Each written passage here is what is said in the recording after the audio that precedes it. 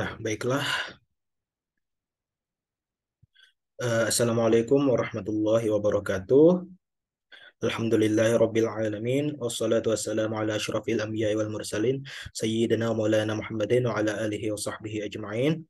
Yang terhormat Bapak Krisdianto selaku pengampu mata kuliah Ekologi Kalimantan dan teman-temanku yang saya sayangi.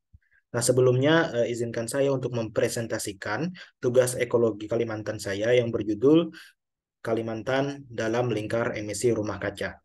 Nah, sebelumnya juga perkenalkan nama saya Muhammad Revianor dan saya berasal dari program studi biologi semester 5. Oke, saya lanjut.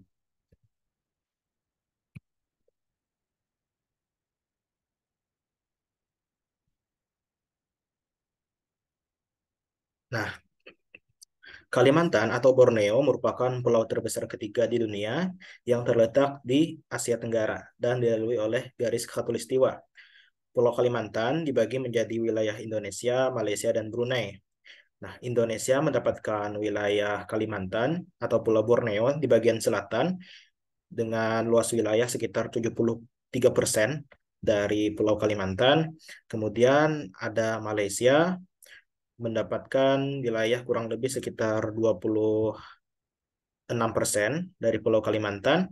Dan di situ juga ada Brunei, terletak di utara dan memiliki wilayah di Kalimantan sekitar 1% dari keseluruhan Pulau Kalimantan.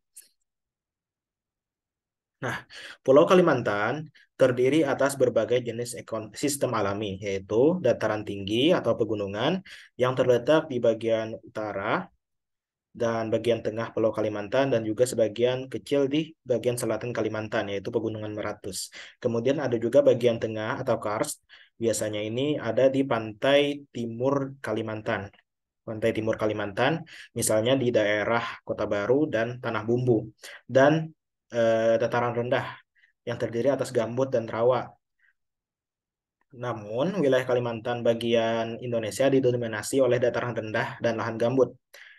Keadaan ini membuat Pulau Kalimantan memiliki dua peran yang berlawanan dalam kasus efek rumah kaca, yaitu mendukung emisi efek rumah kaca dan mengurangi emisi rumah kaca. Hutan gambut di Pulau Kalimantan membentang dari Provinsi Kalimantan Barat, Tengah, Selatan, dan Timur.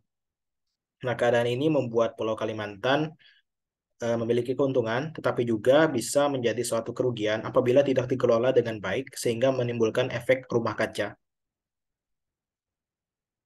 Nah, masuk ke lahan gambut Kalimantan. Nah, Pulau Kalimantan ini didominasi oleh lahan gambut, kawan-kawan. Lahan gambut merupakan lahan yang mudah terbakar karena mengandung sekitar kurang lebih 75% bahan organik. Tanah gambut ini biasanya terdapat pada dataran rendah dan biasanya dia itu ciri-cirinya berserabut dan juga berwarna kehitaman, ya. Tanah gambut ini juga sifatnya itu masam dan air-air sekitarnya pun masam sehingga akan sulit untuk ditumbuhi oleh tumbuhan-tumbuhan. Namun ada beberapa tumbuhan tertentu yang bisa mentolerir akan keadaan asam dari tanah gambut tersebut. Nah, ekosistem pada lahan gambut ini sangat unik dan beragam. Hutan lahan gambut berperan dalam mengurangi emisi rumah kaca dan sebagai cadangan karbon. Nah, jadi di hutan gambut tersebut terdapat berbagai jenis tumbuhan dan hewan, yang mana hutan itu juga merupakan salah satu pemelihara atau pelindung dari emisi rumah kaca. Nah, namun hal tersebut juga akan berdampak negatif apabila lahan gambut tidak dikelola dengan baik. Contohnya adalah pembakaran lahan. Apabila lahan gambut terbakar, maka apinya akan lama bertahan dan menghasilkan polusi udara yang menyebabkan emisi rumah kaca. Nah, mengingat apa itu namanya lahan gambut ini terdiri atas bahan organik, jadi dia itu mudah terbakar. Dan lamanya pembakaran itu juga tergantung pada kedalaman si gambut tersebut.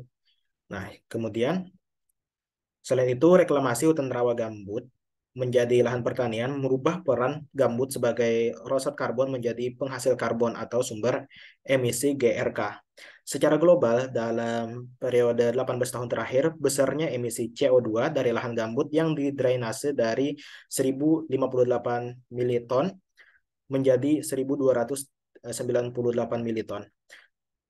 Peningkatan tersebut terjadi pada negara berkembang termasuk Indonesia. Nah, dilaporkan juga bahwa besarnya emisi CO2 dari dekomposisi lahan gambut yang didrainase sebesar 632 militon CO2. Bentuk intervensi manusia yang mempengaruhi fungsi lingkungan lahan gambut salah satunya adalah penggunaan lahan untuk pertanian. Emisi karbon dari lahan pertanian berdrainase yang tidak dikelola sebesar 19,28 per tahun, hektar per tahun. Nah, emisi karbon dioksida jauh lebih tinggi dibandingkan emisi metana dari lahan pertanian di lahan gambut karena rendahnya pasokan bahan organik segar yang siap terdekomposisi secara anaerob. Metana merupakan salah satu gas rumah kaca yang muncul pada kondisi tanah sulfat masam yang reduktif akibat penggenangan dan penambahan bahan organik. Bakteri metanogen sebagai penghasil CH4 hidup pada kondisi anaerob dengan potensi redoks kurang dari min 200 MV.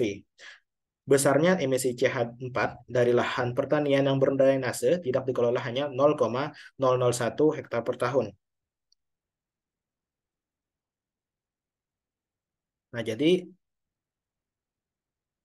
kesimpulannya, kehilangan karbon atau emisi CO2 pada lahan gambut berkaitan dengan kedalaman muka tanah serta pengelolaan lahan seperti pemupukan dan pengelolaan biomasa tanaman. Penurunan muka air tanah dengan tujuan perbaikan aerasi juga berdampak pada peningkatan aktivitas gas trenik yang memanfaatkan gambut dari gambut sebagai energi yang akhirnya dapat meningkatkan pelepasan karbon ke udara dan ke dalam air. Semakin dalam muka air tanah, jauh dari permukaan tanah, volume gambut yang berada dalam kondisi aerob juga semakin banyak sehingga semakin banyak bahan gambut yang terdekomposisi sehingga akan meningkatkan emisi. Pengelolaan muka air atau water level yang tepat menjadi penting untuk mempertahankan kualitas tanah gambut sekaligus untuk memperbaiki produksi tanaman dan menjaga kelestarian gambut.